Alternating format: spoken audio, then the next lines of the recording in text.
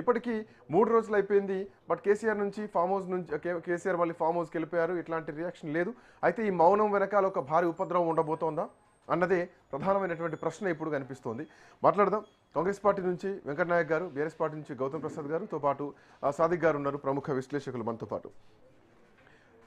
Venkat, good afternoon. Good afternoon sir. అంటే మాజీ ముఖ్యమంత్రి మాటలకు అంటే మాటలుగా చూస్తున్నారా, అవి ప్రశ్నలుగా చూస్తున్నారా? తెలంగాణ సమాజం మాత్రం ఈ ప్రశ్నలకు సమాధానాలు రాకుండా మళ్ళీ తిట్ల పురాణాలే ముందు పెడుతున్నారు. తిట్టుకోవడాలే రాజకీయాలు కాదు కదా, ఆయన తోలు తీస్తా అంటే మీరు ఆ తోలు తీసే సమాధానం ఇవ్వాలి. కానీ తిట్టడానికే అర్ధగంట మీటింగులు పెడితే అసలు తెలంగాణకు ప్రజలకు ఇచ్చేటువంటి సమాధానం ఏంటి? కేసీఆర్ ప్రశ్నలు ఇంకా ప్రశ్నలుగానే ఉన్నాయనుకోవచ్చా? ఎట్లా చూడొచ్చు వెంకట్? సార్, మీకు ప్యానల్ పెద్దలకు నమస్కారం.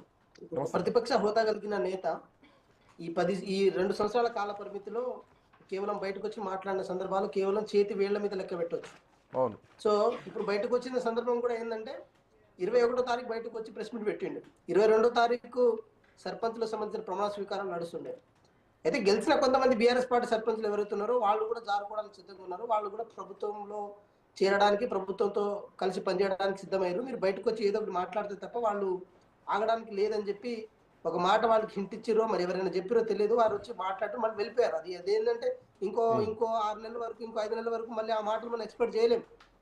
జస్ట్ ఏదో హడావిడి చేసి నేను లేనని మీరు అనుకోవద్దు, నేను ఉన్నాను అనుకునే మీరు ముందుకెళ్లాలని చెప్పి చెప్పడం కోసం వచ్చారు. నేనేమంటున్నా, 29వ తారీఖు అసెంబ్లీ సమావేశాలు నడుస్తున్నాయి.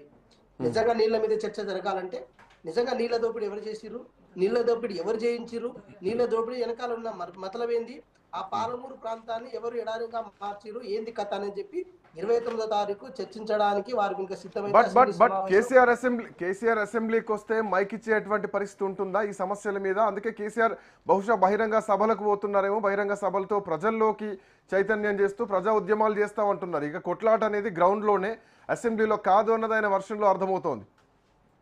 శ్రీకాంత్ గారు, నేనేమంటున్నా, ఒక రాజ్యాంగబద్ధ వేదిక ఏదైనా ఉందా అంటే అది ఆ శాసనసభలే. శ్రీకాంత్ గారు, ఒక ప్రతిపక్ష నేతగా అధికారం ఏది శాసనం సంబంధించిన ఏది ప్రధాన వ్యక్తి ఎవరైతే ఉన్నారో, నాయకులు ఎవరైతే ఉన్నారో, గౌరవ ముఖ్యమంత్రి గారు రేవంత్ రెడ్డి గారు 2 గంటల టైం తీసుకుంటే ప్రతిపక్ష నేతకైతే గంటిస్తారు కదా, 1 గంటన్నర ఇస్తారు కదా. వారు కావాల్సుకుంటే ఇంకా ఎక్కువ టైం తీసుకోమని చెప్పండి, ఇంకా ఎక్కువ రోజులు అసెంబ్లీ సమావేశాలు నడిపేమని చెప్తాం, దాంట్లో ఉంది. కానీ వారు చేయాల్సిన పనిని కేటీఆర్ గారికి, హరీష్ రావు గారికి చెప్తే వాళ్ళు ఏదో పంపకాల పొత్తులో భాగంగా తెలంగాణ రాష్ట్ర సమస్యలను పక్కకు వదిలేసి వాళ్ళ పైతానందం పొందడం కోసం కనుక మైకులు వాడుకుంటే తెలంగాణ ప్రజలను పక్కదారి పట్టించినట్టే. మేమేమంటున్నాం అంటే ఒక మాట స్పష్టం చేసే ప్రయత్నం చేస్తున్నాం శ్రీకాంత్ గారు. నిజంగా పాలమూరు రంగారెడ్డి ఎత్తిపోతల పథకం విషయంలో కానీ, కృష్ణానది జలాల వాడకం విషయంలో కానీ ఎవరు తప్పు చేసిరు, ఎవరు ఒప్పు చేశారు అని చెప్పి తేల్చుకోవడం కోసం అసెంబ్లీ అనేది ఒక ప్రధానమైన మంచి వేదిక.